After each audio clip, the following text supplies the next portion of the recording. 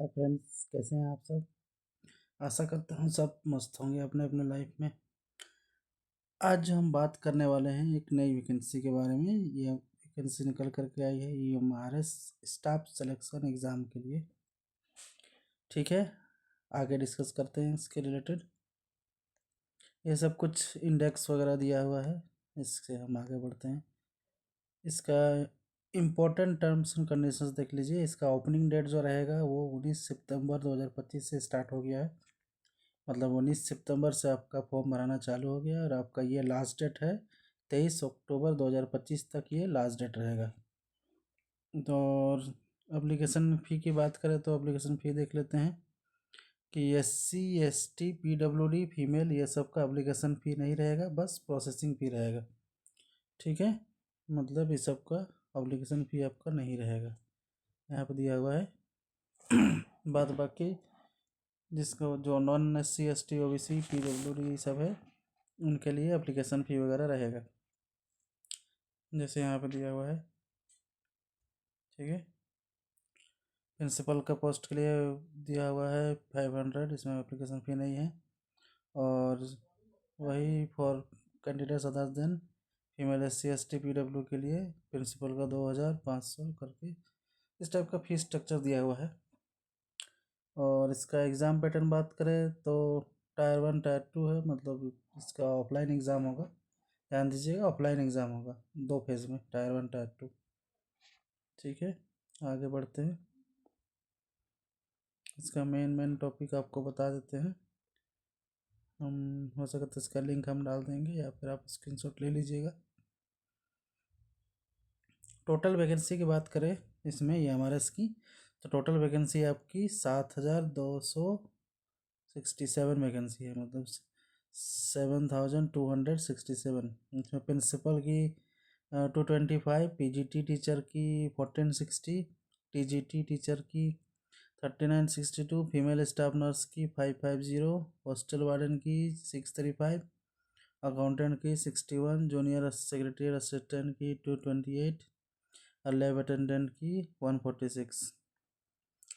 उसके बाद ये सब कुछ डिस्क्रिप्शन दिया हुआ है। PG टीचर में किस सब्जेक्ट में, English, Hindi, maths, chemistry, physics, biology, history, geography, सबका डिस्क्रिप्शन दिया हुआ है कि किस में कितना वैकेंसी है।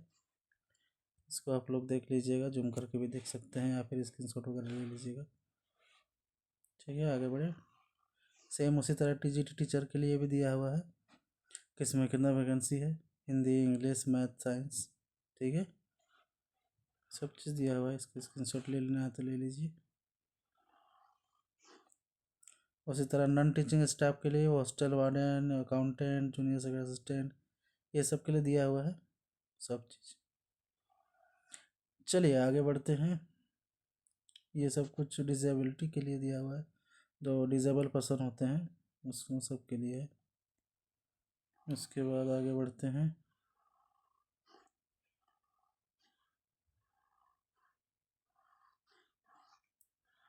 इसका पे लेवल देख लीजिए। यहाँ प्रिंसिपल के लिए लेवल 12 का है। उसका आपका 78,800 से लेकर के 2,99,200 तक है।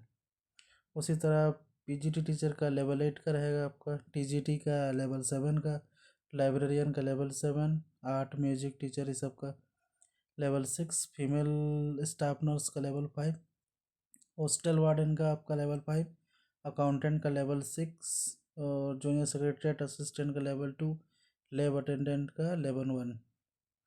लेवल 1 का भी अच्छा खासा वेतन है, 18,000 से लेकर के 56,900। ठीक है। अब इसमें वही मोड ऑफ एग्जामिनेशन दिया हुआ है कि आपका पेपर 1 पेपर 2 होगा। और इसमें सिलेबस इसका देख लीजिए। सिलेबस आपका प्रिंसिपल का पोस्ट के लिए reasoning and numerical ability 10 marks, 10 number का इसे दिया हुआ है, इसमें ध्यान से देखिएगा। और टायर 2 के लिए वही चीज़ है, सेम चीज़, ये चीज़ टायर 2 के लिए इसमें टायर 2 दिया हुआ है जिसमें जितना है। पहले आपका टायर 1 में रहेगा 2 घंटा का टाइम और टायर 2 में आपका 3 घंटा का टाइम रहेगा प्रिंसिपल का पोस्ट के लिए। उसी तरह पीजीटी टीचर का भी दिया हुआ है सेम चीज़, ठीक है।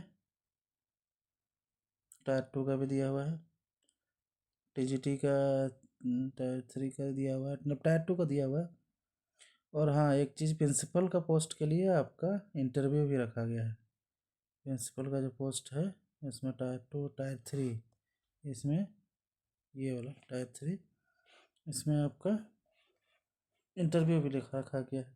बाकी पोस्ट के लिए इंटरव्यू वगैरह नहीं है, बस टायर 1 टायर 2 है, एग्ज़ाम है बस।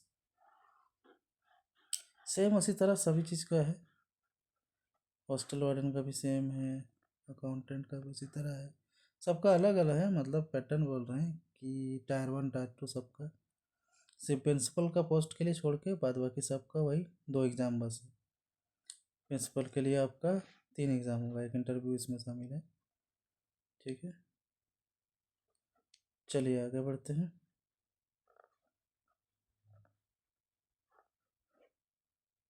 इसमें वही क्वालिफ़िकेशन वगैरह देख लीजिए। प्रिंसिपल के लिए आपका मास्टर डिग्री होना चाहिए, उसके बाद 50% नंबर के साथ मास्टर होना चाहिए। बैचलर डिग्री होना चाहिए बीएड में, एनसीटी रिकॉग्नाइज्ड, इसमें भी 50 नंबर खोजा है, 50% मार्क्स। और 3 years integrated BEd MEd from NCT, 3 years का बीएड या एमएड होना चाहिए, या फिर 4 years graduation degree with at least 50% marks including BEd component, ठीक है।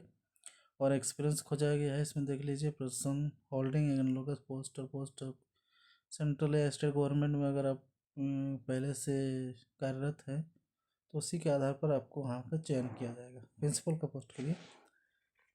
अच्छा खासा इसमें क्वालिफिकेशन खोजा है।